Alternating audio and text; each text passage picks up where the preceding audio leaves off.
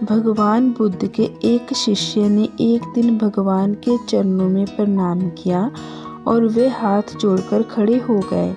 भगवान ने उससे पूछा, तुम क्या चाहते हो? शिष्य बोले, यदि भगवान आज्ञा दे तो मैं देश में घूमना चाहता हूँ।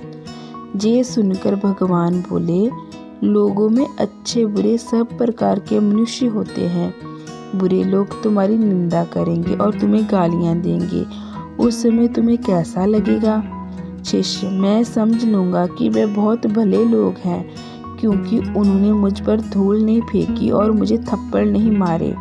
भगवान, उनमें से कुछ लोग धूल भी फेंक सकते हैं और थप्पड़ भी मार सकते हैं। शिष्य, मैं उन्हें भी इसलिए भला समझूंगा कि वे मुझे डंडे से नहीं मारते।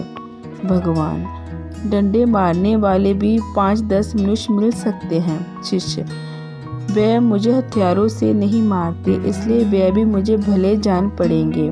भगवान, देश बहुत बड़ा है, जंगलों में ठग और डाकू रहते हैं। डाकू तुम्हें हथियारों से भी मार सकते हैं। शिष्य, वे डाकू भी मुझे दयालु जान पड़ेंगे, क्योंकि उन्होंने मुझे जीवित तो छोड़ा। भगवान, ये कैसे जानते हो कि डाकू जीवित ही छोड़ देंगे? वे मार भी सकते हैं। शिष्य, ये संसार दुख स्वरूप है, इसमें बहुत दिन जीने से दुख ही दुख होता है।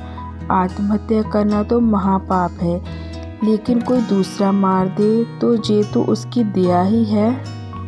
शिष्य की बात सुनकर भगवान बुद्ध बहुत प्रसन्न हुए। उन्होंने कहा, अब तुम यात्रा करने के योग्य हो गए हो। सच्चा साधु वही है जो कभी किसी दिशा में भी किसी को बुरा नहीं कहता, जो दूसरों की बुराई नहीं देखता, जो सबको भला ही समझता है। दूसरों को बुरा समझना और दूसरों के दोषों की छानबीन करना एक बहुत बड़ा दोष है। इस दोष से सभी को बचे रहना चाहिए। दोस्तों, मेरी ये कहानी आपको कैसी लगी कमेंट कर बताएं। ऐसी ही इंटरेस्टिंग स्टोरीज़ के लिए मेरे इस चैनल अनमोल हिंदी स्टोरी को सब्सक्राइब करें। धन्यवाद।